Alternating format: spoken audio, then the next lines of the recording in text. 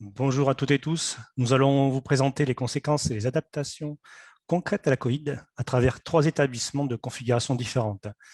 Une piscine tournesol, une piscine estivale type RPPA et un centre aquatique type RPX comprenant un bassin nordique. Bonjour. Bonjour Philippe. Bonjour. Philippe Tessier, donc tu es chef d'exploitation d'Aquavita. Aquavita, c'est un centre aquatique à Angers, dans le Maine-et-Loire. Est-ce que tu peux nous présenter ton équipement et puis évidemment les adaptations qui ont été réalisées dans ton équipement? Voilà, Merci Philippe. merci de me donner la parole. Bonjour à tous. Donc Philippe Tessier, donc directeur du centre aquatique à Aquavita, pardon, donc sur Aquavita Angers dans le Maine-et-Loire. Avant de rentrer vraiment dans le sujet qui nous intéresse tous là, sur notre adaptation, je vais vous présenter moi aussi rapidement le bâtiment parce que la présentation du bâtiment fait en fin de compte les solutions que nous on a apportées pour ouvrir en toute sécurité. Donc Aquavita, c'est 10 000 m². Voilà, on voit le schéma du bâtiment, il ressemble grossièrement à ça. Là, je vous ai mis plein de photos, hein, donc je vais essayer de passer assez vite quand même. Donc, Aquavita, en fin de compte, c'est 10 000 m² de surface accessible, 2 800 m² de plan d'eau, 3 000 m² de zone de confort intérieur, vestiaire, plage, sanitaire. En extérieur, c'est 5 000 m² de surface extérieure, solarium, plage, vestiaire extérieur aussi. On a une FMI à 1750 avec des pointes d'activité, notamment l'été, où on peut dépasser les 3 000 personnes, de 3 000 personnes sur une seule journée. Alors, on a une petite spécificité sur Aquavita, c'est qu'en fin de compte, on est bien un bâtiment classé ERP première catégorie, mais Jean-Luc nous parlait qu'on était classé ERP X. Alors, ça, c'est vrai sur la partie intérieure. Par contre, notre bâtiment extérieur, lui, il a un classement spécifique en PA. C'est important pour la suite, d'accord? Parce que là, au mois de mi-janvier, là, des bâtiments qui ont pu obtenir cette classification PA, nous, on l'a toujours en fin de compte, on l'a toute l'année. On a 2 bâtiments, on a dans un seul et même bâtiment 2 classifications. Cette deuxième classification, donc PA pour toute la partie qui est assurée, grâce à notre vestiaire extérieur.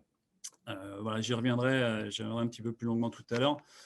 L'évolution par rapport à nos fréquentations, il n'y a pas de secret, hein, voilà, nous, c'est 54% de baisse entre 2019 et 2020. Aquavita, normalement, c'est un peu plus de 400, enfin, normalement, c'est aux alentours de 400 000 entrées à l'année. Là, on en est à 180. Voilà, tous les postes à tous nos usagers qui fréquentaient notre établissement, voilà, clairement, il y a des diminutions fortes, notamment sur cours. Alors, primaire, c'est un petit peu à relativiser parce que cette année, en 2020, on a lancé le plan aisance aquatique. Donc, on a accueilli 5 000 enfants en plus, ce qui donne l'impression on a eu une petite baisse de 30%, mais ce n'est pas le cas. Parce que normalement, on devrait presque être à 30 000 en 2020. Donc, ce qui fait effectivement une baisse aussi de 60 à 70% de fréquentation sur nos primaires, sur nos cours secondaires, etc. Voilà, pareil, tous ces pôles-là, on y reviendra tout à l'heure, parce que je pense que c'est un sujet qui est important. Je vais juste refaire un petit zoom sur ce qu'a représenté, en fin de compte, nous, la période de mars 2020 à avril 2021. Nous, en gros, c'est 6 protocoles sanitaires, on va presque arriver à 7 et voire sûrement 8. C'est 26 changements d'organisation, couvre-feu, évolution cadre réglementaire, 30 modifications d'emploi du temps des personnels et des équipes. Voilà, je voulais juste faire un petit zoom sur ça, tout simplement pour dire que, effectivement, nous, dès le départ, dès qu'on a pu commencer à rouvrir aux environs d'avril, avril-mai 2021, on s'est tout de suite dit il va falloir qu'on trouve des solutions pour exister sur le territoire. Chaque fois qu'on nous donnait une autorisation, on s'est dit on s'en sert tout de suite. Dans les 24-48 heures, on arrivait à se réadapter, à ouvrir à certains publics qui avaient des dérogations. On l'a systématiquement fait. Et on s'est aussi dit qu'on allait utiliser l'avantage qu'on a sur Aquavita, effectivement, c'est cette classification en piscine extérieure. Je pense que l'architecte en reparlera, effectivement.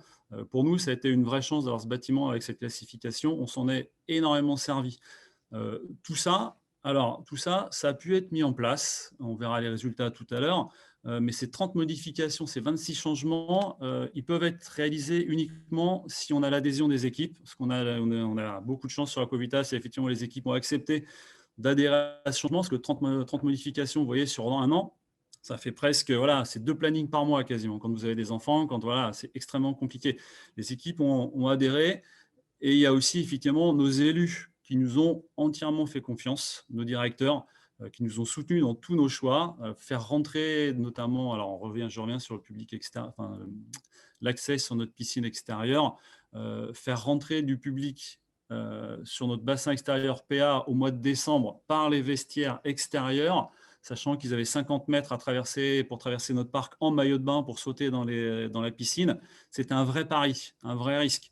Et effectivement, nos élus nous ont soutenus parce que, effectivement, pour eux aussi, ça semblait important et ça valait le coup de le tenter. Je vous ai juste mis le plan d'occupation aussi. Celui-là, je l'ai mis, c'est pareil, parce qu'effectivement, comme on a été une des rares piscines à ne jamais fermer, ou un petit mois là, au mois d'octobre, enfin octobre-novembre, on a fermé, mais sinon on a toujours été ouvert. Là, effectivement, comme on s'est retrouvés les seuls à être ouverts, il a fallu à un moment faire beaucoup discuter entre la pratique libre pour nos usagers, voilà, qui voulaient pratiquer librement leur activité. C'était important. Nos clubs, toutes nos associations aquatiques qui voulaient continuer à exister sur le territoire, il a fallu trouver un équilibre entre toutes ces populations pour arriver effectivement à avoir un fonctionnement où tout le monde pouvait venir, tout le monde pouvait pratiquer. Alors, tout le monde y a laissé un petit peu d'horaire, ça c'était normal, c'était prévu, ça a été expliqué. Voilà, l'exemple là, par exemple, le mercredi après-midi, les ouvertures, en ce moment, on n'ouvre plus on n'ouvre pas au public, on n'ouvre qu'aux associations. Voilà. Après, c'est très encadré. Par exemple, pour les clubs, on leur octroie, c'est 2 lignes d'eau, 20 personnes. Donc, ça veut dire qu'ils doivent venir avec leur fiche de pointage. On vérifie qui rentre dans le bâtiment. Voilà, pareil pour le samedi, on leur laisse des créneaux. Voilà, mais tout ça, ça a été fait effectivement après une grosse concertation. Alors, on n'est pas arrivé à ce système-là d'ouvrir chez nous en ce moment, c'est 7h30, 18h d'un seul coup. C'est que depuis novembre, on est monté tout doucement en charge pour arriver effectivement à un fonctionnement maintenant qui nous convient, mais qui va continuer à évoluer de toute façon. Je vais juste maintenant rebondir sur le protocole sanitaire. Je ne vais pas vous montrer les plans, tout simplement parce qu'on en a des plans, des protocoles, on en a maintenant bientôt 7, 8. Donc, c'est effectivement, j'ai essayé de faire une synthèse, une chose assez simple. Nous, en fin de compte, pour créer nos protocoles, on a fait, parce que ce qu'on a priori tout le monde a fait, c'est de définir en fin de compte les zones qui étaient à risque. C'est-à-dire clairement, c'est le hall, vestiaire. Ces zones-là, effectivement, on y a mis beaucoup plus que sur le reste du bâtiment. Voilà, les sens de circulation, les entrées, les sorties, les vestiaires. Voilà, on a mis du personnel. Alors, pas en surnombre, mais on a mis du personnel, mais c'était plus du personnel pour encadrer, pour conseiller. Et ensuite, dès le départ, on a décidé d'utiliser l'ensemble de nos espaces. Alors, Aquavita est un grand bâtiment, on a cette chance, effectivement, par rapport à des piscines d'été ou des piscines Canton. Effectivement, nous, voilà, c'est 3000 m² de surface de confort. C'est un confort, effectivement. On a aussi, voilà, par rapport à cette décision d'utiliser l'ensemble des espaces, c'était d'utiliser aussi notre espace que je vous disais tout à l'heure, le vestiaire été, durant toute la période estivale. Encore une fois, nos usagers rentraient au mois de décembre dehors à -5, -6, utilisaient notre vestiaire été qui n'était pas chauffé, traversaient le parc sur 70 mètres, sautaient dans l'eau et faisaient leur sport. Alors voilà, on s'est dit, on le tente, on essaye. Bon, après, vous verrez, c'est un vrai succès. On a aussi décidé d'utiliser l'ensemble de nos accès, groupe public. Je ne vous mets pas le protocole, tout simplement parce qu'on était capable de changer à n'importe quel moment dans la semaine notre protocole d'accès. Ça demande aux équipes d'être très réactifs, très créatifs.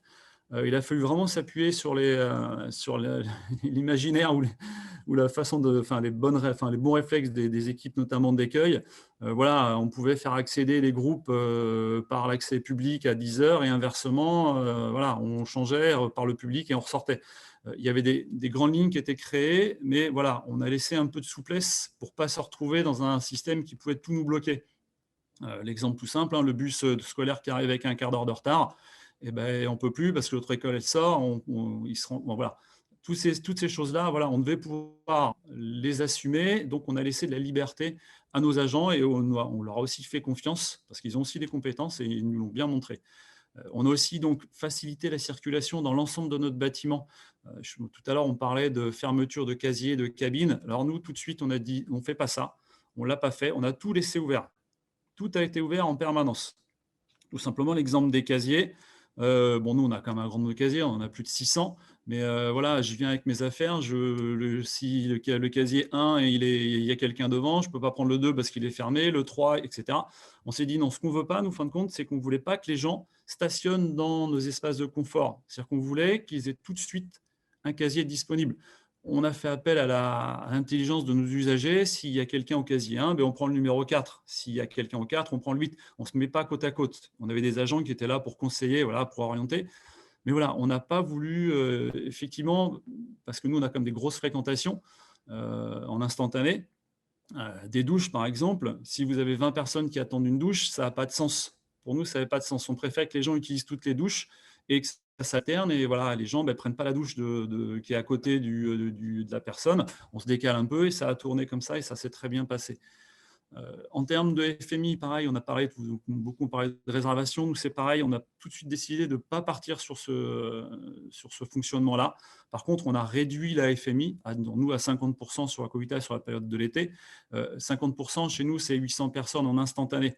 Bon, 10 000 mètres carrés quand même, hein, donc voilà, c'est pas, ça le fait sans aucun problème. Mais voilà, on est parti sur ça et nous, la réservation par Internet pour 800 personnes avec des créneaux, c'est quasiment ingérable. C'est pas faisable. Entre ceux qui vont pas être là, ceux qui vont venir, ceux qui vont arriver en retard, c'était infaisable. Là, en ce moment, là, sur notre bassin nordique, même chose, pas de réservation. Par contre, donc 90 personnes en instantané.